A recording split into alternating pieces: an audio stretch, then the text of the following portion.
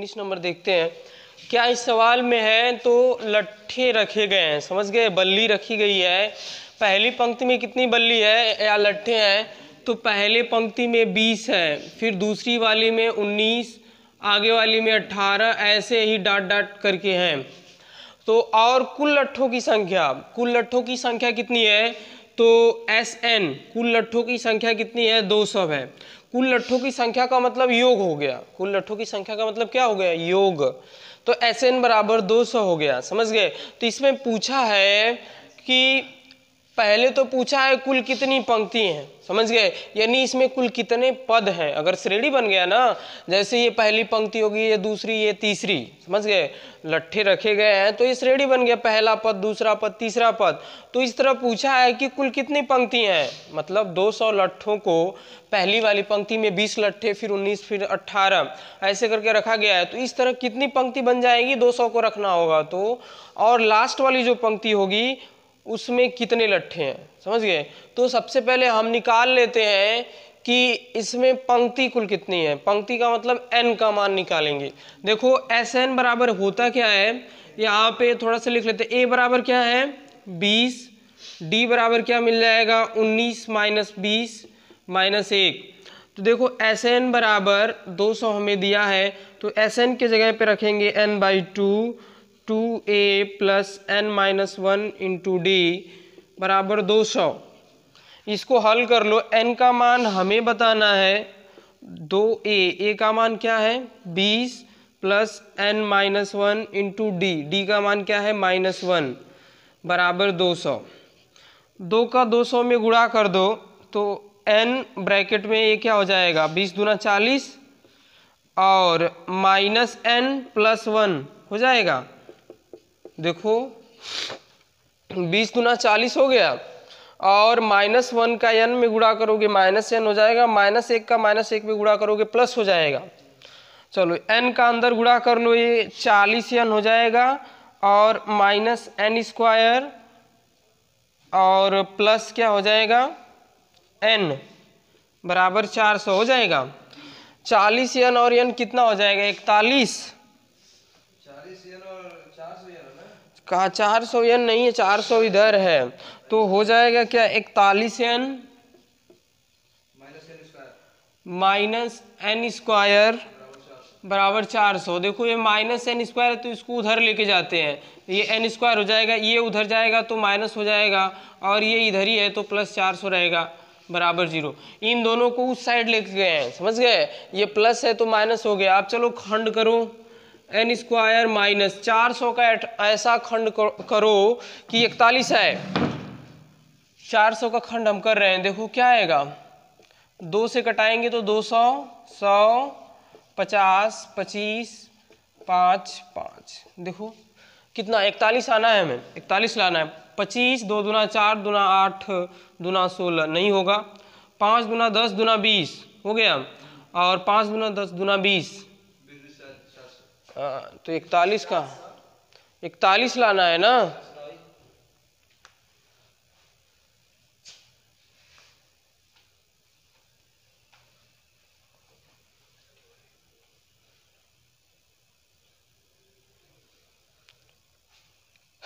तो खंड नहीं मिलेगा क्या?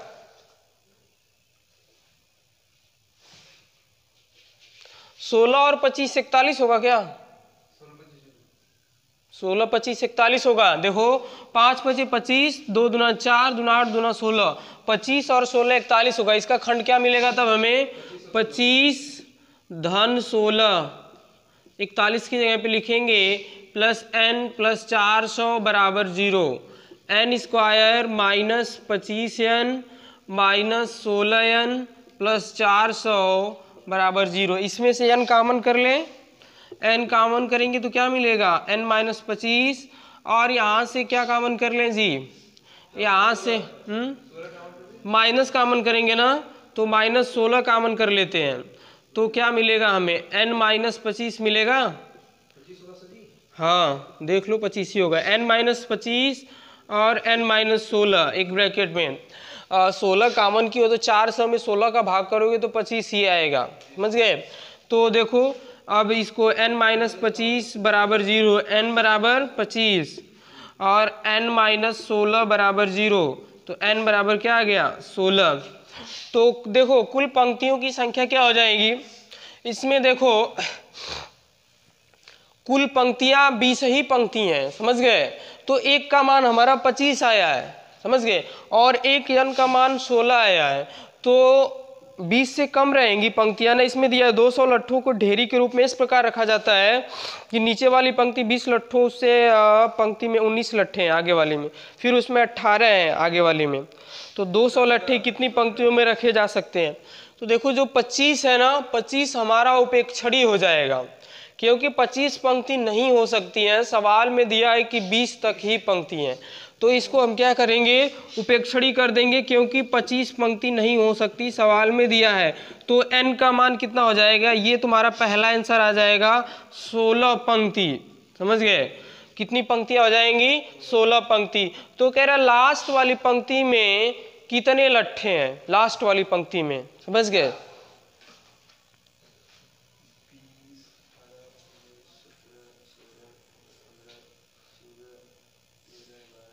लास्ट वाली पंक्ति का मतलब है कि 16वां पद, यानी कि ये 16 पंक्ति होगी तो लास्ट वाला कौन सा होगा, 16वां पद। 16वां पद में जैसे ये पहला में 20, इस तरह देखो पहला में 20, फिर 19, फिर 18, ऐसे घटते जाएगा ना, तो इस तरह 16वां वाले में क्या होगा, लास्ट 16 होगा। तो 16 वाले में कितने लट्ठे होंगे, जैसे पहली पंक्ति में 20, दूसरी में 19, तीसरी में 18, इस तरह घटते जाएगा। तो 16वें में, यानी कि Tn बराबर यहाँ पे फार्मूला लगाएंगे, Tn बराबर a plus n-1 into D, यानी कि T 16वां पद हमें ज्ञात करना। a का मान क्या है, तो a का मान 20 है, 20 रखो, प्लस n का मान 16 माइनस 1 इंटू डी, डी का मान क्या है -1, हल कर दो यही आंसर हो जाएगा। T 16 बराबर 20 और 16 में से एक जाएगा, क्या बचेगा 15, यानी कि -15, तो T 16 बराबर क्या हो जाएगा 5। ये आंसर हो जाएगा 5 लट्ठे होंगे, समझ गए। लास्ट वाली पंक्ति में कितने लट्ठे होंगे, 5 लट्ठे। तो ये सवाल में कह रहा था ऐसे ये लगेगा, समझ गए। समझ में आएगी नहीं, सवाल में घर पे जाके एक बार सवाल सभी लोग पढ़ना, थोड़ा सा बहुत बड़ा सवाल दिया है, लेकिन क्या कह रहा उस चीज को समझो, समझ गए। बस ये कठिन इसलिए बन जाता है क्योंकि तुम्हें ये श्रेणी बनाना होता है। सवाल तो इसी पे लगेगा, लेकिन कैसे श्रेणी हम बनाएंगे उसको समझना है। तो पहले हमें इस सवाल में कहा था कि लट्ठों की ढेरी है, पहली पंक्ति जो सबसे निचली है उसमें 20 है, 18 है, 19 है, इस तरह 20, 19, 18, फिर हो जाएगा 17, ऐसे करते जाओ ना, 16वां में 5 मिलेगा। जैसे पहला, अब दूसरा क्या हो जाएगा 17, फिर 16, 15, 14, 13, ऐसे करके जो है 16वां वाला क्या आएगा 5 लट्ठे, उसमें जो है लट्ठों की संख्या क्या होगी 5 होगी, समझ गए। तो ये समझ में आया कि नहीं। चलो आगे वाला सवाल करते हैं। हाँ देखो आगे वाले सवाल में एक प्रतियोगिता है, आलू दौड़ प्रतियोगिता। जैसे देखो क्या है इसमें,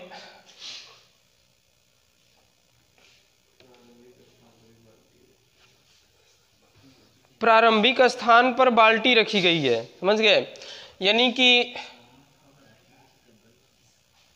यहां पे हम मान लेते हैं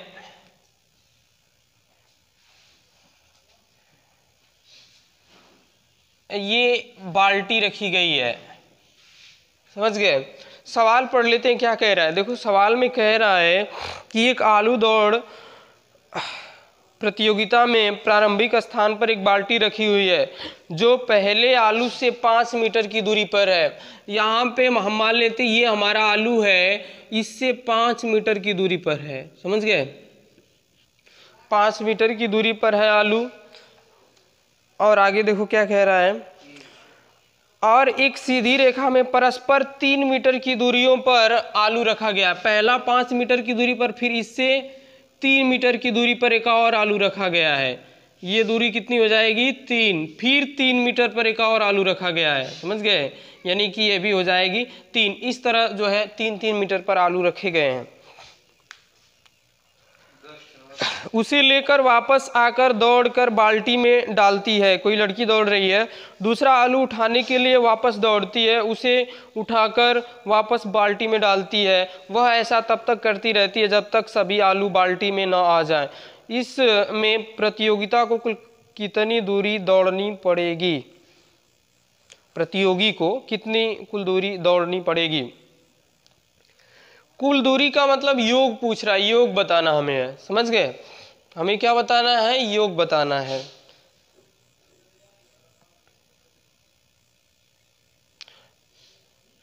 अच्छा देखो क्या है इसमें, ये 5 मीटर की दूरी पर आलू रखा गया। अब यहाँ से कोई प्रतियोगी जो है दौड़ता है, यहाँ से जाएगा तो 5 मीटर जाएगा तो आलू मिलेगा, फिर लेके आएगा बाल्टी में रखेगा तो 5 गया और फिर 5 आया, तो 5 5 कितना हो गया? 10। यानी कि पहला आलू जो है लाने में कितना दूरी तय करना पड़ेगा? 10 मीटर, समझ गए? तो हाँ, पहला आलू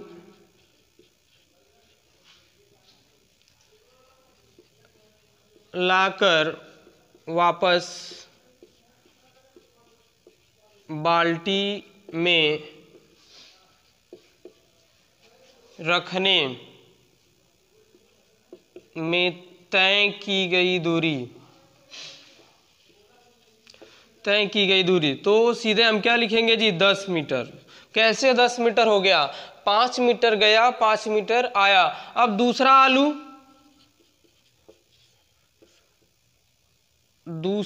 आलू लाकर वापस बाल्टी में रखने में तय की गई दूरी क्या हो जाएगी? देखो दूसरा आलू तो यहाँ से कितना दूरी तय करेगा? दूसरा के लिए 5 मीटर पहला है, फिर यहाँ से 3 मीटर दूसरा है, तो 5 3 कितना हो गया? 8 हो गया। 8 गया 8 आया, तो कितना हो गया पूरा? 16। इसी तरह तीसरा बताओ, तीसरा क्या हो जाएगा?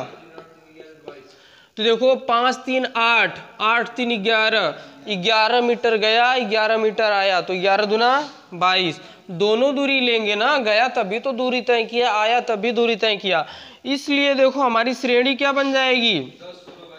इसलिए श्रेणी 10 16 22।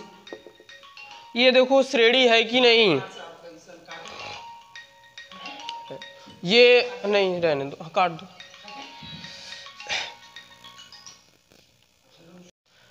हाँ देखो इसमें ये कौन सा सवाल है? लास्ट सवाल है ना, 20 नंबर। 20 नंबर देख रहे हैं, आलू दौड़ प्रतियोगिता वाला। देखो तो श्रेणी क्या बन जाएगी? 10 16 22। ये बताओ समांतर श्रेणी है कि नहीं है? समांतर श्रेणी है ना, 10 6 16, 16 6 22, समझ गए? तो ये समांतर श्रेणी बन गई। अब हमें पूछ रहा है कि इसमें प्रतियोगी को कुल कितनी दूरी तय करनी पड़ेगी, समझ गए? कुल दूरी बताना है, यानी कि इसमें ये पहले 10 मीटर, फिर 16, फिर 22, इस तरह जो है चलेगा, तो कुल दूरी। इसमें आलू कितने रखे गए हैं देख लो, कितने आलू हैं? 10 आलू रखे गए हैं, समझ गए?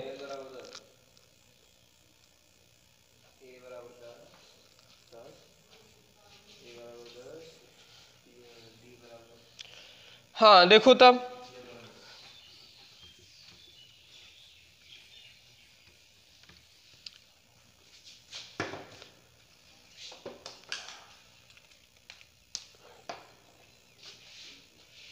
ये पहले आलू के बीच, फिर दूसरा, तीसरा, चौथा, इस तरह पदों की संख्या कितनी हो जाएगी?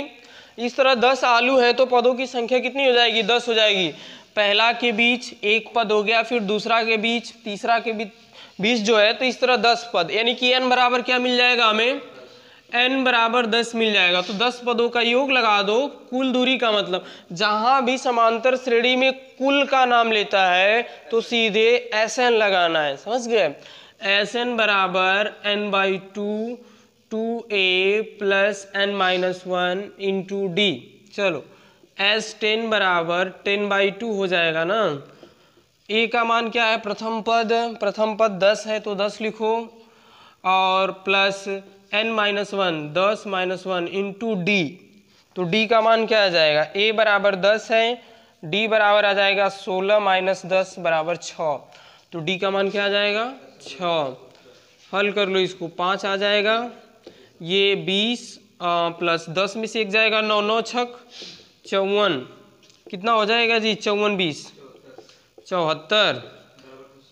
हाँ 5 चौका 20, 5 सते 35 37। तो S10 ये इतना मीटर दूरी जो है तय करेगा, 370 मीटर। 10 आलू को लाने में कुल कितनी दूरी तय करेगा 370 मीटर। इसका आंसर यही दिया है।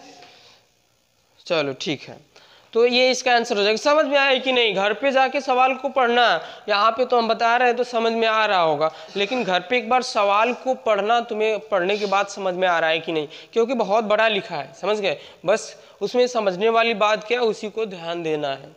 चलो ये तुम्हारा चैप्टर 5.3 खत्म हो गया। इसके बाद एक ऐच्छिक प्रश्नावली है, उसको बता देते हैं, समझ गए? चलो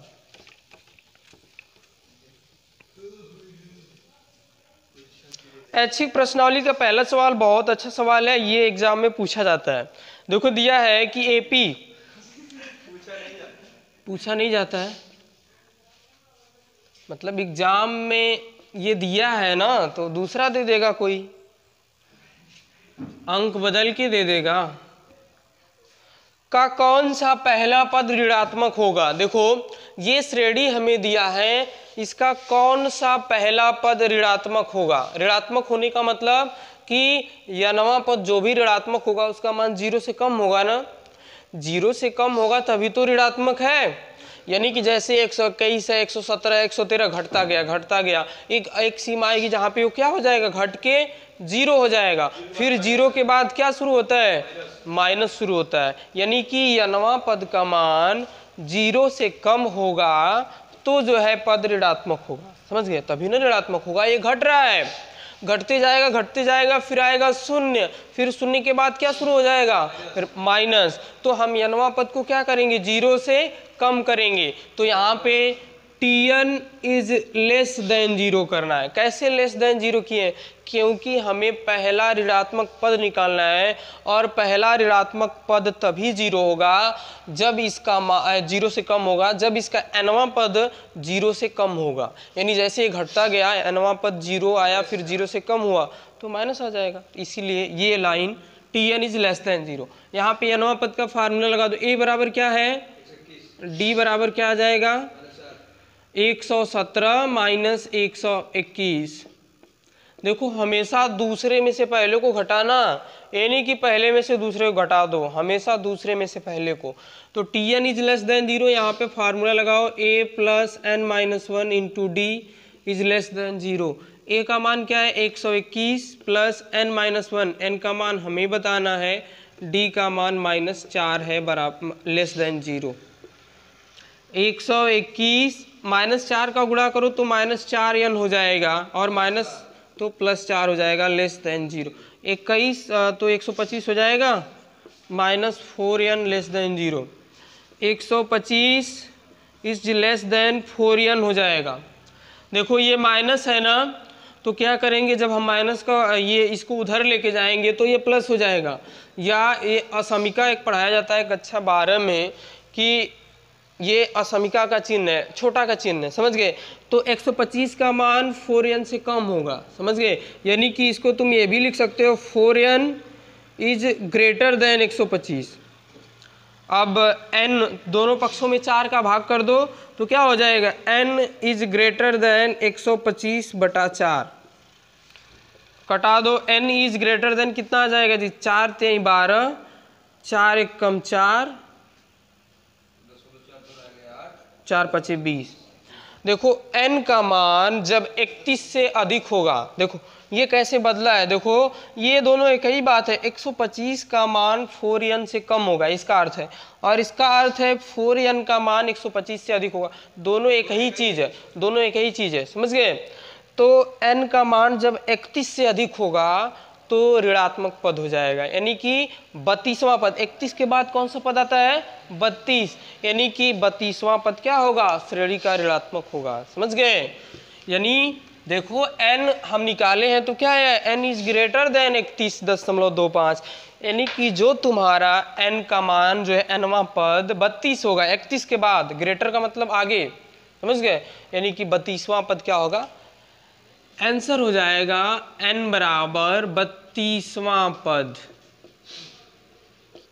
ऋणात्मक होगा। ये आंसर हो जाएगा, समझ गया, इसका समझ में आया।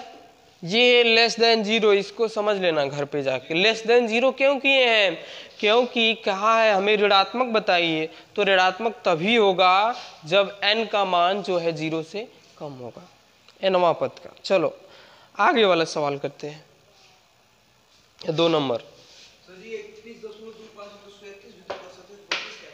आए देखो nवां पद का मतलब होता है कि वो पूर्ण संख्या में रहेगा, दूसरा पद, चौथा, पांचवा, 10वां, 20वां। अब कहोगे 31.25 ये वहां पद होगा, तो ये कौन सा पद होगा, पहला दूसरा पद होता है कि दशमलव में, कहेंगे 2.5वां पद इसका बताओ, बता पाओगे, नहीं बता पाओगे ना, इसलिए 31 से अधिक है। देखो ग्रेटर देन, n का मान क्या होगा 31 से अधिक, तो 31 के बाद क्या आता है 32 आता है ना, तो ये दशमलव में नहीं पद होता है ना, ये आया है बस समझने के लिए कि 31 से अधिक होगा तो 32 होगा, समझ गए।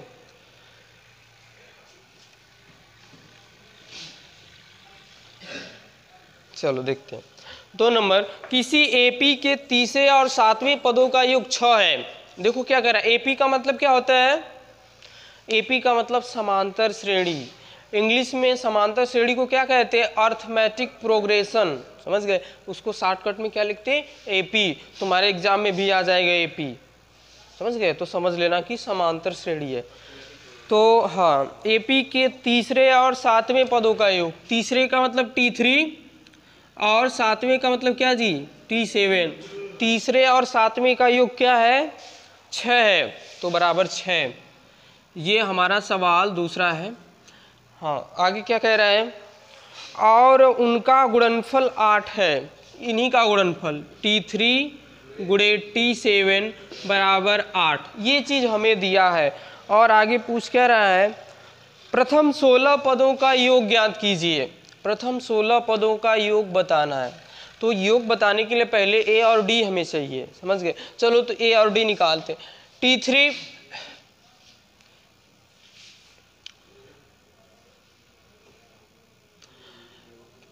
दो चीज दिया है, दोनों से हम जो है 2 समीकरण बनाएंगे और दोनों को हल करेंगे। चलो तो पहला वाला पहले देख लेते हैं, T3। तो T3 है, यहाँ पे लिखते हैं T3 + T7 बराबर 6। यहाँ पे क्या हो जाएगा जी, यहाँ पे एक लाइन हम ऊपर ही लिख लेंगे, माना समांतर श्रेणी, समांतर श्रेणी का प्रथम पद A तथा सार्वांतर D है, सार्वांतर D है। चलो अब लगाओ A + 3 - 1 × D प्लस यहाँ पे भी A + 7 - 1 × D बराबर 6। समझ में आया है कि नहीं, ये nवां पद का फार्मूला लगाओगे ना, T3 का मतलब nवां पद है, तीसरा पद है, तो A + 2D plus A + 6D बराबर 6, ए जोड़ देंगे तो 2A हो जाएगा, 6 × 2 = 8D बराबर 6। इसमें से 2 कॉमन कर लो, A + 4D बराबर 6, A + 4D बराबर क्या हो जाएगा 6/2, A + 4D बराबर 3, समीकरण 1 हो जाएगा, समझ गए।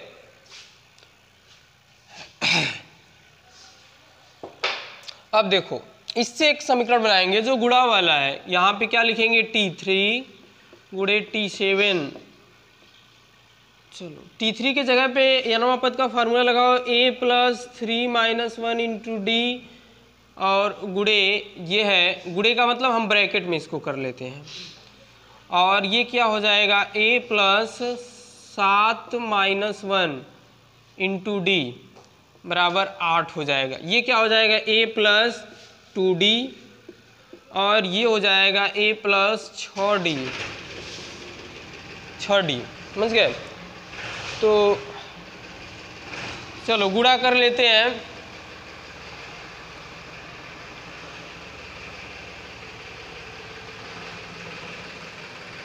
ये प्लस 4D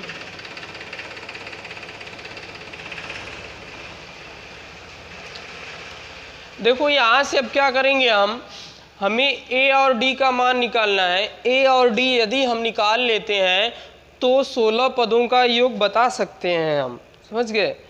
तो a और d कैसे निकालेंगे, यहाँ पे a प्लस 4D है, हम जो है ना a बराबर यहाँ से निकाल लेते हैं। क्या करते हैं, a बराबर क्या आ जाएगा बताओ, 3 माइनस 4D हो जाएगा। इसको समीकरण एक करते हैं, a का मान क्या आया है 3 माइनस 4D। हाँ तो a की जगह पे क्या रख देंगे, लिखेंगे समीकरण एक से जहाँ a है a का मान तुम बदल दो, a की जगह पे क्या करेंगे 3 माइनस 4D। जब एक ही पद में रहेगा तभी तो लिख सकते हो। तो चलो लिखो, a की जगह पे क्या लिखेंगे 3 माइनस 4D प्लस 2D।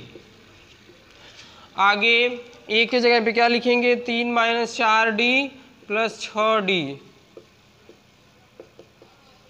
हो गया।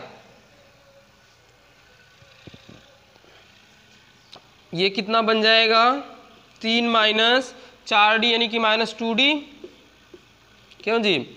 ये कितना बन जाएगा 2D बराबर 8। ये देखो 3 माइनस 2D 3 प्लस 2D, एक कोष्टक में a माइनस बी, एक कोष्टक में a प्लस बी।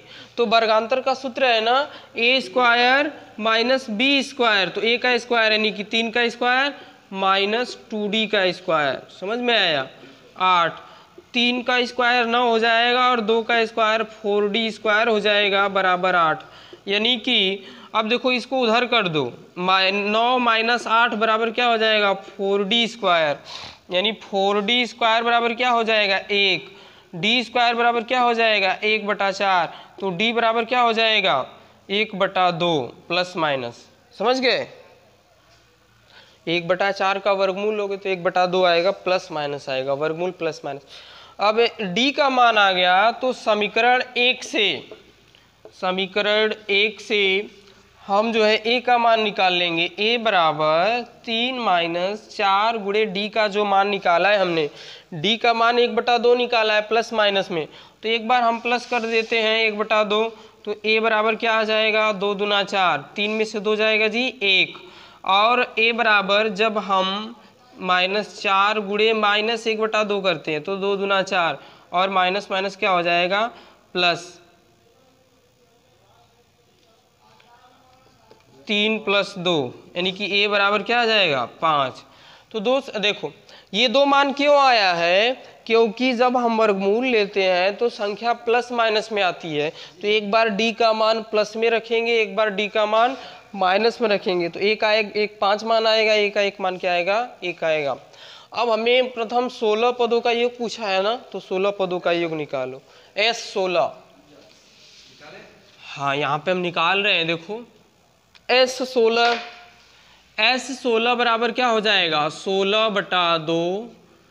a का मान पहले 1 रख रहे हैं तो 2a plus 16 minus 1 into d का मान 1/2 रख रहे हैं।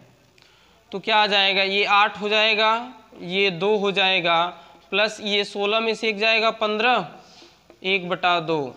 तो ये क्या मिल जाएगा, इसके बटा 1 करोगे तो एलसीएम 2 हो जाएगा, ये 4 हो जाएगा, ये प्लस 15 हो जाएगा, ये 2 चौका 8 हो जाएगा और 15 4 19, 19 चौका 76 होता है।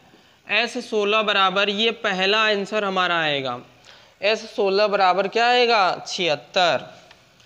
अब जो है एक और मान आएगा S16, क्योंकि अब देखो S16 बराबर दूसरा मान क्या आएगा 16/2 2a का मान अब एक बार क्या रखेंगे जी, अब एक बार 5 रखेंगे, प्लस n-1 16 - 1 इंटू d का मान अब क्या रखेंगे -1/2 रखेंगे। इसको भी हल कर दो, 8 आ जाएगा, ये 5 दूना 10, 16 में से 1 जाएगा 15, -15 गुणे 1/2।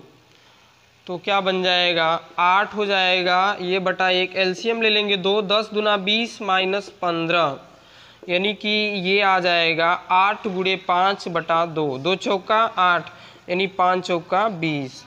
S16 बराबर, ये तुम्हारा दूसरा आंसर आ जाएगा।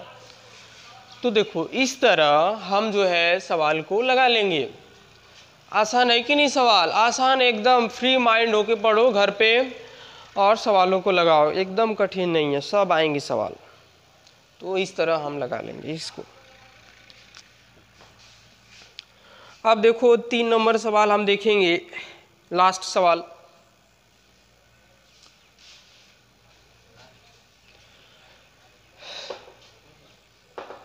हाँ देखो यहाँ से थोड़ा सा मिटा देते हैं और देखते हैं 3 नंबर सवाल। देखो 3 नंबर सवाल दिया। हाँ 3 नंबर सवाल क्या दिया है? 3 नंबर देखो, एक सीढ़ी है, सीढ़ी में क्या होते हैं? डंडे होते हैं ना। तो एक सीढ़ी के क्रमागत डंडे परस्पर 25 सेंटीमीटर की दूरी पर हैं।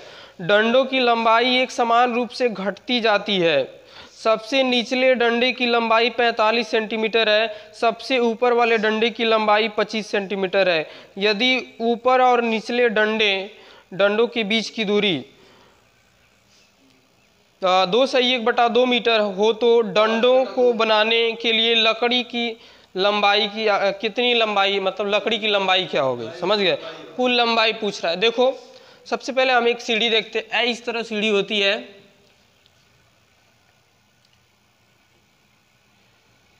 ऐसे ही बना देते हैं, चलो सीधा सीधा बना देते हैं। तो सबसे नीचे वाला जो डंडा है इसकी लंबाई क्या दिया है? 45 दिया है, समझ गए? और जैसे जैसे ऊपर हम बढ़ते हैं लंबाई जो है घटती जाती है। सबसे ऊपर वाले डंडे की लंबाई 1 2 3 और कुल कितने डंडे हैं? डंडों की संख्या दिया नहीं, हम लगाएंगे डंडों की संख्या।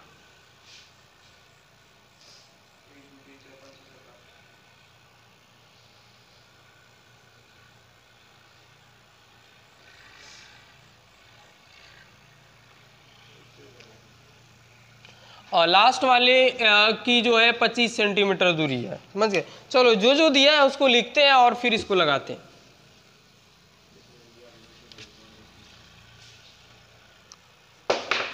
देखो क्या दिया, परस्पर 25 सेंटीमीटर की दूरी, 2 क्रमागत डंडे परस्पर 25 सेंटीमीटर, 2 डंडों के बीच की दूरी 25 सेंटीमीटर है, घटती जाती है 45 सेंटीमीटर। सबसे ऊपर वाले डंडे की लंबाई 25 सेंटीमीटर है, ऊपर और नीचे वाले डंडे के बीच की दूरी, देखो ये 2 डंडों के बीच की दूरी दिया है। 2 डंडों के बीच की दूरी क्या दिया है? तो दिया है 25 सेंटीमीटर। और ऊपर वाले डंडे और नीचे वाले डंडे के बीच की दूरी दिया है 2/1/2 मीटर, 2/1/2 मीटर। जी तो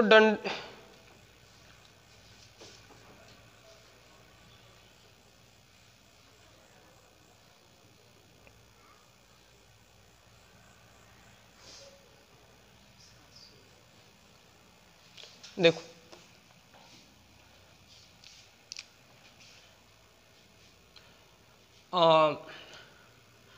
सीढ़ी की कुल लंबाई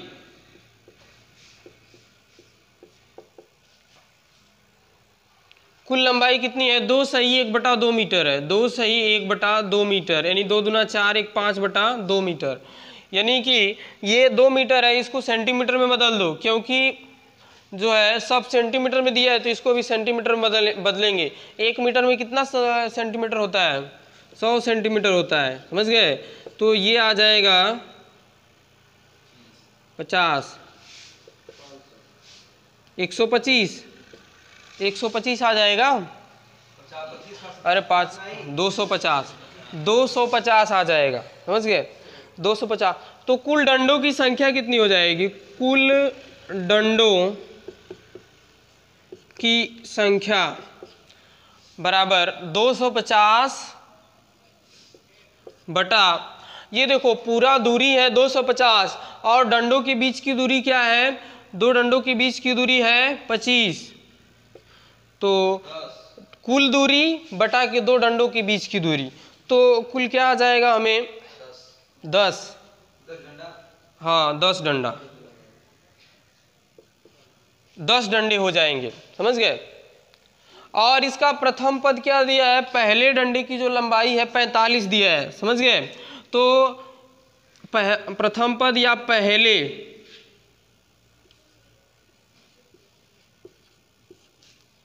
प्रथम डंडे, प्रथम सबसे निचले लिख देते हैं, सबसे निचले डंडे की लंबाई क्या दिया है, सबसे निचले का 45 सेंटीमीटर, 45 सेंटीमीटर दिया है, समझ गए।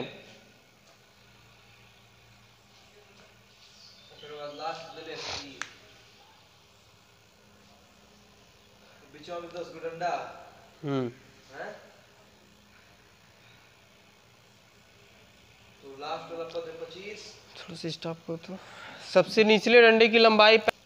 हाँ देखो, कुल डंडों की संख्या जब निकालेंगे हम ना, तो क्या निकालेंगे, पहले कुल दूरी कितनी है, यानी सीढ़ी की पूरी लंबाई तुम्हारी कितनी है और बटा 2 डंडों के बीच की दूरी कितनी है। तो देखो पूरी लंबाई कितनी है, तो अभी निकाला था मैंने, पूरी लंबाई 250 सेंटीमीटर और बटा 2 डंडों के बीच की दूरी 25 सेंटीमीटर प्लस 1 करेंगे तो 11 डंडों की संख्या क्या आ जाएगी, 11। देखो सबसे निचले डंडे की लंबाई 45 है और पहले डंडे की लंबाई क्या है, पहले डंडे की लंबाई 25 है, समझ गए। तो देखो ये प्रथम पद हो गया, ये अंतिम पद हो गया, समझ गए। तो यहाँ पे SN निकालेंगे,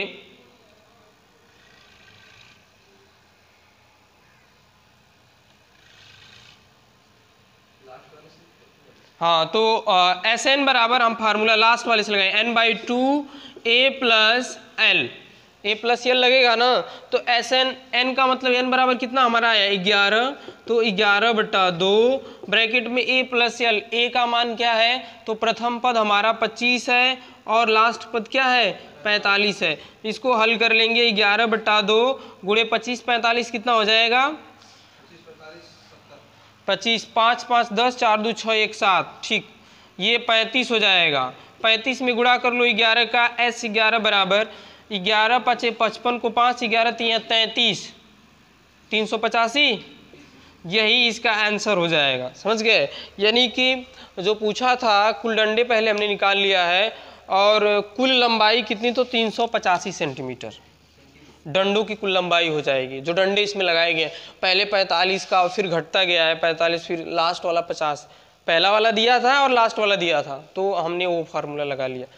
चलो ठीक, इसके आगे हम कल वाली क्लास में पढ़ेंगे, 1-2 सवाल इसमें बचा है उसको कर लेंगे, या तो नहीं कल जो है नया चैप्टर शुरू करेंगे, ठीक।